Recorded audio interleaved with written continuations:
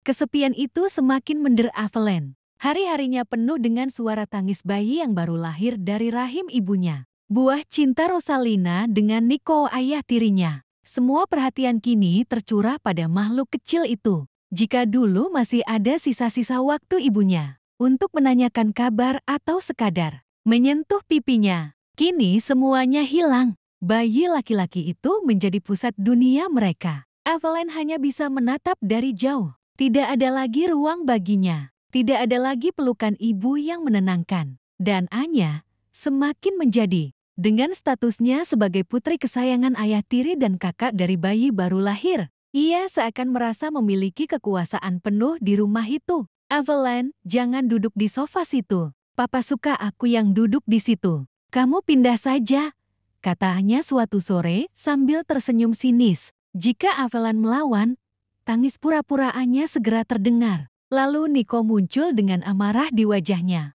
Hari demi hari Avelin semakin terasing di rumahnya sendiri. Kini ia sudah duduk di bangku kelas 3 SMA.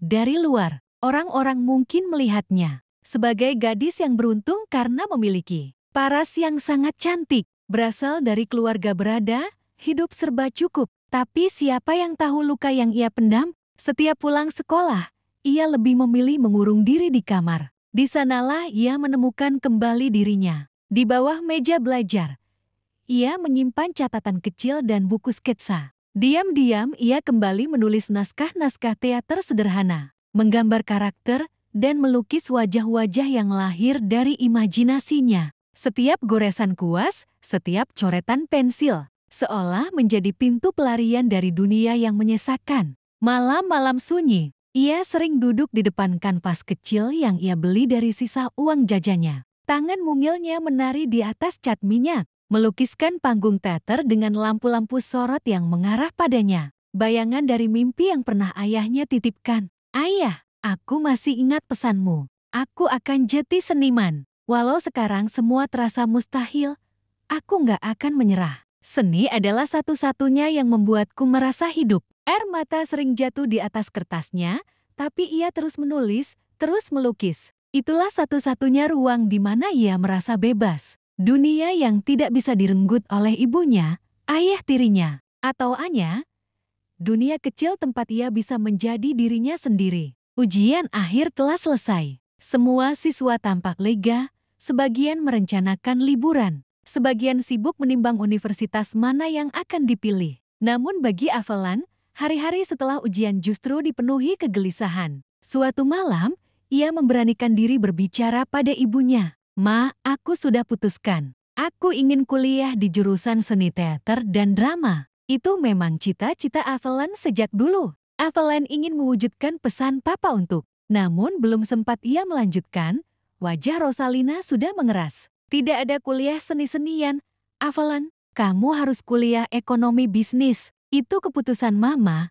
Kamu harus bantu mengurus perusahaan peninggalan papamu. Jangan jadi anak egois yang cuma mikirin hobi. Kalimat itu menghantam hati Avelin. Hobi. Bagi Avelin, seni bukan sekadar hobi. Itu adalah hidupnya, impiannya, juga wasiat yang pernah ayahnya titipkan padanya. Tapi lagi-lagi, suaranya tak pernah dianggap. Sejak percakapan itu, semangat Avelin untuk melanjutkan kuliah lenyap. Ia menjadi enggan mendaftar universitas, bahkan malas membicarakan masa depan. Baginya, apapun pilihannya, ibunya selalu punya jawaban akhir. Namun dalam diam, ia menyalakan api kecil di hatinya. Sebuah jalan pelarian dari semua tekanan rumah. Dari bayangan ibu yang selalu menuntut. Dari sikap Nico yang dingin, dan dari Anya yang semena-mena. Suatu hari, ia melihat pengumuman casting iklan di sebuah majalah remaja. Mencari wajah baru, fresh, dan berbakat.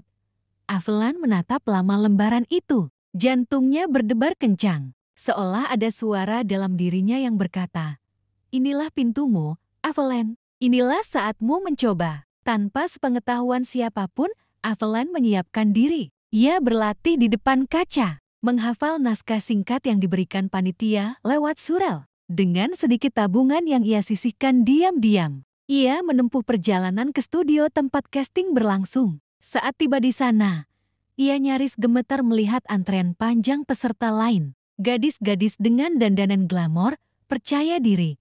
Semuanya tampak siap. Evelyn sempat ragu, merasa dirinya tidak sebanding. Tapi ia mengingat ayahnya. Kejar mimpimu.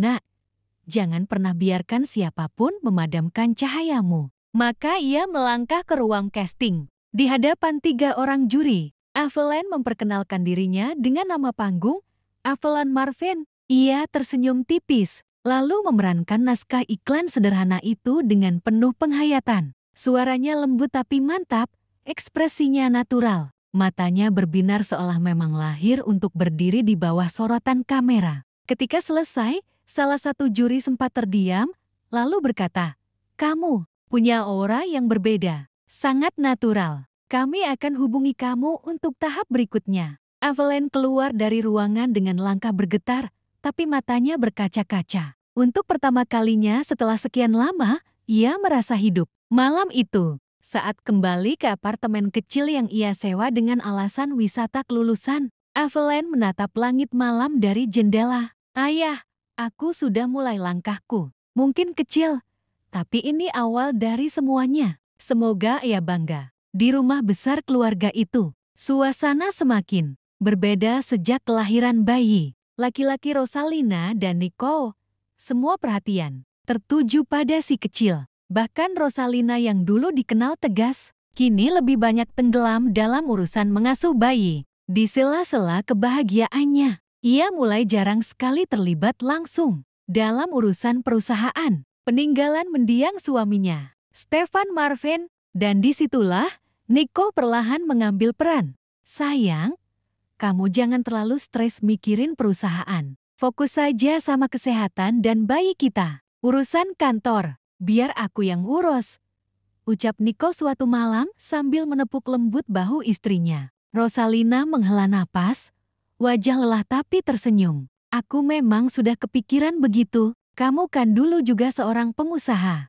Aku percaya kamu bisa, sayang." Mendengar itu, Evelyn yang duduk di ruang makan hanya bisa menunduk. Hatinya mendidih. Ia tidak tahu betul reputasi Nico dalam berbisnis. Laki-laki itu bukanlah sosok yang cekatan, bahkan sering kali ceroboh dan tidak bertanggung jawab. Beberapa kali Evelyn mendengar kabar samar bahwa usaha kecil Nico di masa lalu bangkrut karena salah kelola. Kini, laki-laki itu memegang kendali atas perusahaan besar. Perusahaan yang dibangun ayahnya dengan keringat, dedikasi, dan kerja keras selama bertahun-tahun. Suatu siang, Evelyn sempat mendengar percakapan Nico lewat telepon. "Ya, transfer saja lewat rekening pribadi saya dulu. Nanti saya atur." Rosalina nggak perlu tahu detailnya. Jantung Evelyn berdegup kencang. Kata-kata itu terdengar seperti penyalahgunaan. Tapi apa yang bisa ia lakukan?